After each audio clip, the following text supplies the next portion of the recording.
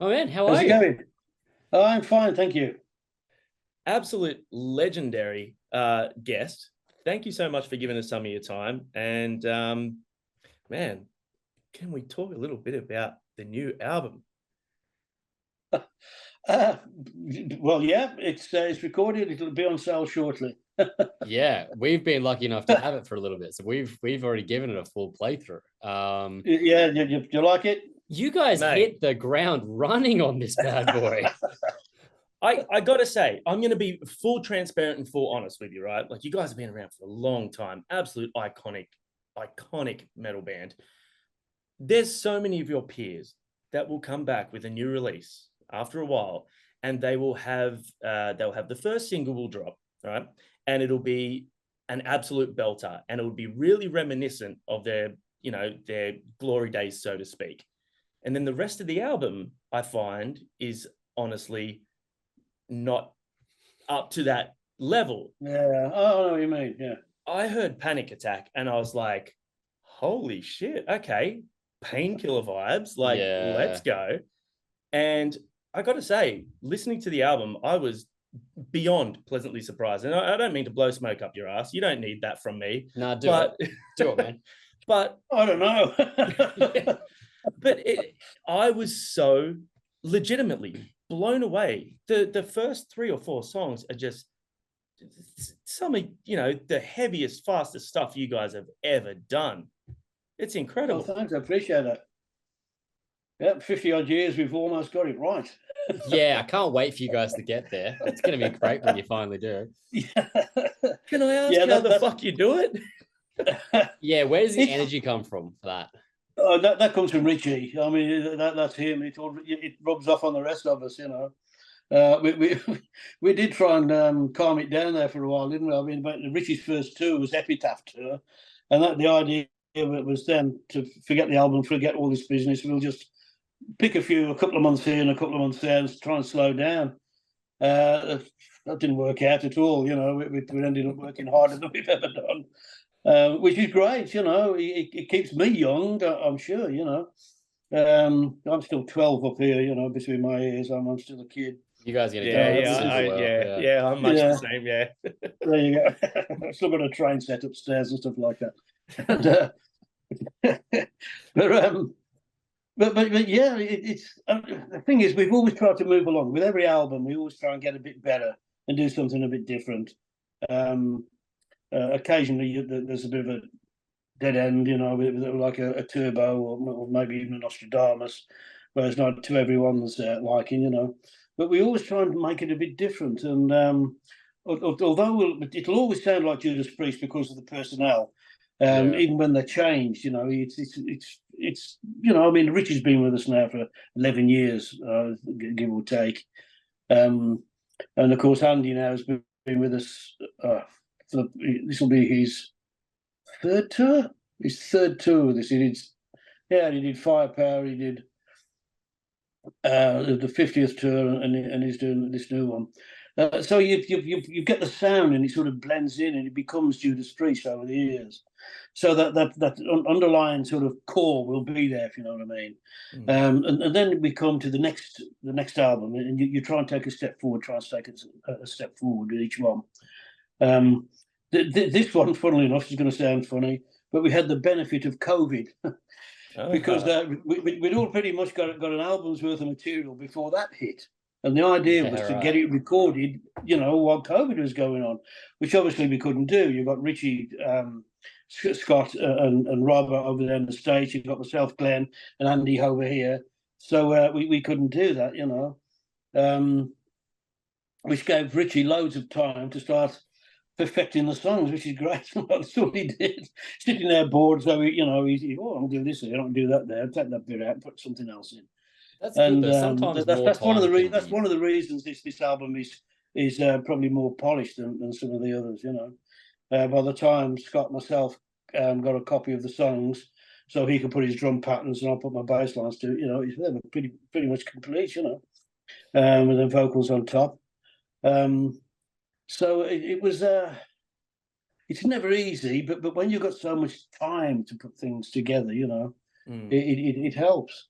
The only thing was we never got a chance to get in the studio together to record it as a band because of COVID. You know, we came straight out of COVID, straight into the 50th tour, 50th anniversary tour. So we actually did most of our bass lines in hotel rooms on the last tour. Oh, wow. I mean, Andy's there, the producer's there anyway with his laptop. And we're sitting there bored on days off. So he says, you know, you might as well put it to some good use. Yeah, for sure. So I'd take a bass back to the hotel, plug it straight into the computer, which I do anyway, and just took it from there. And it was a great way to work, really, you know, because there's always a bit intense in the studio. Sure. If you know what I mean. There's always somebody waiting to do their part. And there's always somebody, you know, who needs to be somewhere. They need to wrap up and whatever. There was none of that. We just took, you know, you take a day off and take one song, and we'll just, you know, keep at it till we perfect it, you know. And Richard popped in from time to time just to make sure we weren't making it too avant-garde. And that was that, you know. And it worked out a treat. It was a really, really relaxing, pressure off way of recording, you know. And maybe, if, you know, next time, maybe we should do it like that as well. Did that make it hard? Because as Johnny said, like there's an intensity to this album that could be lost for some bands over time. I feel like you guys are more intense and ferocious than ever. Is that hard to capture when you are doing it at such a relaxed pace at your own schedule? Is it hard to capture that, or is that something that you don't feel the pressure to do? It's just in the writing. No. It's just as soon as you start to hear the music, I mean, obviously it has the same effect on me, hopefully, as it does on everyone else that hears it. You know, you pick up on that energy and that urgency of the song, or however it's supposed to sound. So from that point of view, no, you've always got that excitement, you know. And there's always a bit of pressure there. It's always a challenge, you know. You're doing something new, you never played it before. So there's a challenge there. And these songs, they are somewhat busier musically than they have been. So yeah, it was challenging, but it was like a pleasant challenge, if you know what I mean. Sure. I'm not trying to learn how to play them on the road, which is another story completely. That was getting my next question. Remember, it's not playing it; it's getting it between your ears. You know? And it's not just these songs. You guys have quite the back catalogue to go off now. Like that must be a monumental undertaking for each tour. Going like, fuck, I forgot we wrote this song. We've got to cover that one. Like, what's your process for that? It gets more difficult with each album because you have to make way, you know, for the new material. So for every new song you put in, you're dropping somebody's favourite, you know, and it's always a bit of a struggle to come up with something. You try and please everybody all of the time, you know, and we do our best to do that. You know, somebody's going to be cheesed off because you drop one of their songs, you know, but you know, we do about the best job as we can. You know, there's over 200 songs there to God, that's insane. to choose from, and there are songs that you know, if you didn't play, you get dragged off and burned at the stake. You know, so there's some stuff there that you just have to play. I've got to say though, one of the other pleasant things that I really enjoyed about the album was, you know, I grew up on you guys, you know what I mean? I remember being a young fella and hearing Ram It Down or Breaking the Law playing on Dad's stereo, and all right. You know, well, I'll still go back and I listen to all those bands, you know, Alice Cooper, Motley Crue, Zeppelin, all of that. But the one thing I really loved about this album is you guys sonically, production-wise, aren't stuck in the past. You guys continue to move forward with modern production. And I think that helps really showcase just how big these songs are and how intricate some of the riffs are. It's important, you know, that's why we keep moving forward. It keeps you current. It keeps you modern and, you know, relevant, really. I mean, you look down into the audience and there's a hell of a lot of young faces, like yourselves, you know. In fact, he called us young. Johnny's 73. He just looks great. There you go. Who's blowing smoke now? Yeah, so, you know, it's giving heavy metal a future. And, I mean, you know, you get bands and they'll do a similar album over and over again. People love them for it. But we've always liked to move forward if we can, you know, so we've always tried different things. If it works, great. If not, well, we don't go there again. Yeah. But like I say, it keeps you current, you know. Do you have a favorite song on the new album? Something that you're really looking forward to playing live? There's a few sticking. It's early days yet, but I don't know. The title track, Invincible Shield, I think that's a great song to play. Giants in the Sky is a good one. Serpent and the King is sticking out as well. So that might be my favorite. Serpent and the King's my song of the album. That hit me straight away the first time. So yeah, I'm getting that off other people as well. So that's one of the ones we're going to put into the set. That's what I'm doing at the moment. I'm in my little studio here at home, and I'm running through prospective songs. Trying to get rid of some and seeing which ones we can get in. Sure. How does it look? Obviously, you've been around that long. You've got iconic, huge songs that have to be a part of the set list. How does it go in terms of diplomacy when picking a set list? Yeah, who gets to pick that? Who's the final say? Well, it is probably Rob, really. But then again, I mean, we've got a whole spectrum now. You've got the younger element with Richie. I mean, he's the same age as my eldest son. Wow. And then then comes sort of Scott, and you've got Glenn, of course. He can't do it anymore. He's still as sharp as a pin between his ears. Then Andy and Rob and myself. So you've got a full spectrum there of ages. So everybody has their own favourites and their own types of Judas Priest song. We all sort of. Yeah, like that. No, don't like that one. And then we'll go. If someone's adamant that they really don't want to do something, well, you don't want to do something, and vice versa.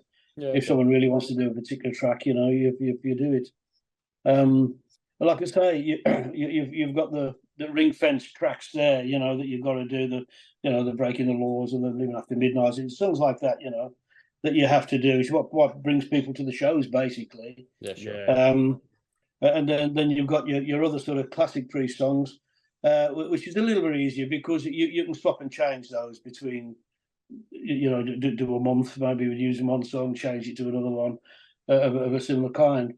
And then trying to get some new stuff in there, so 3, maybe 4 maximum is about as much as you can get at any one time. Yeah. I'm sure there'll be more than that we'll go through. Yeah. And swap and change as we go. Are there any songs that you can think of straight off the top of your head in the back catalogue, for whatever reason, you really love to play live but never have? There's one that we have played live that we haven't played for a while, and that's Dissident Aggressor. I still say that's probably my all-time favourite song.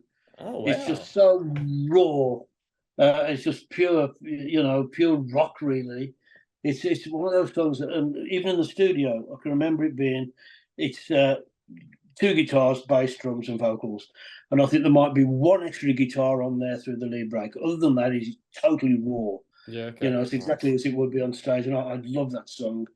Apart from it being a great song, but for that as well. And there's always other things. There's the slower stuff. We've never really done Before the Dawn. I don't know if you ever did that. Just as a from the other point of view, the other end of the spectrum.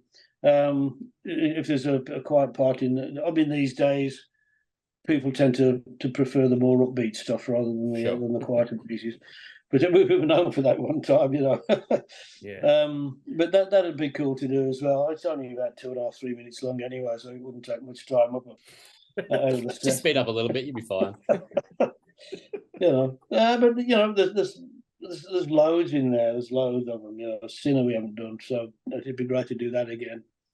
We haven't done that for a while, but we'll see. We're working on it right now. We're all sitting at home going through songs and trying to get the right ideas. Yeah. You guys are an absolute top tier. When we talk to bands about who's a band you would love to tour with, you guys are brought up all the time as of course, Goats. We want to play with those guys because that's the top of the top. What's a band that you would like to play with? Is there anyone out there now that you're like, oh, this is a band that I love that I would love to tour with that you haven't had a chance to tour with? Yeah, I mean, Iron Maiden keep coming up, It'd be great to do something with Iron Maiden. I mean, we have played together. It's been years ago, though, Yeah. I think the last one, I think Bruce had only just joined the band. The last time they came along a while ago. We've run into each other over the years, you know. Yeah. We've been on the same festival Festivals on different days and things like that. Of course. But it'd be great, you know. I think that would be an epic bill, you know, us and them. And of course, AC/DC as well. It's funny because we just played with AC/DC in California last year. We didn't get to see them though, because we were out the next day basically. So we had like a 2-hour drive back to LA. So we couldn't stick around to watch them, you know, which is a shame because I love Angus and the gang. But you know, things that are what they are, I suppose. But it'd be great to do some work with them. You know, loads of bands. Metallica would be great to go out with Metallica. You know, the Alice again. Yeah, hell yeah, we'd have you there. You know, over the years, it's a pity Ozzy's breaking down. You know, it's a pity, you know, because we were booked to do a tour with Ozzy. About 4 or 5 years ago, was it something like that? Right before COVID. And Ozzy goes out and he has an accident or something, and he never recovered, basically. Which is a shame. You know, we love Ozzy to death. Now, and on he'd be glad to touring, go out and work with him, but you know, it's not looking likely these days. It's, yeah, you never know. You never know. On touring, now you probably can't give us details or anything, but just at least sort of give us a smile if there are any plans in the works to come back down under and visit us again. It'll probably be next year. I mean, we're not starting until March, so you know, it's sort of a third of the year's gone, a quarter of the year's gone there. Yeah.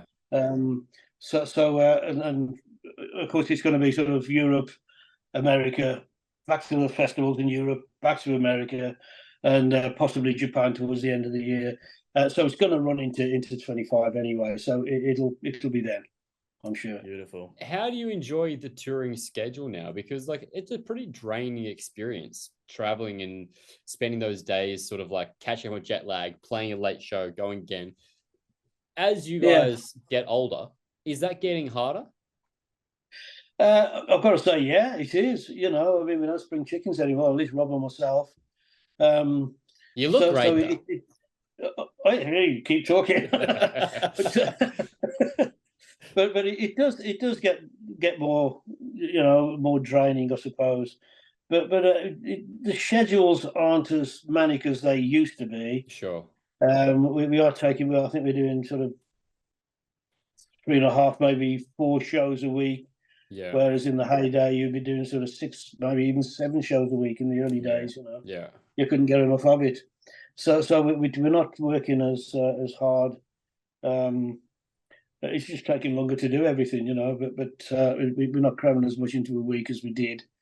You know, so we've got a bit of downtime as well. You know, so I can recharge batteries in between shows. I think we do 2 on a trot. That's about. I mean, we did say we don't know any more than 3 in a row. Yeah. Okay. So the promoter got so that the agent, bless him, puts 3 in a row, 1 day off, another 3 in a row. So it's doing 6 a week. We listened.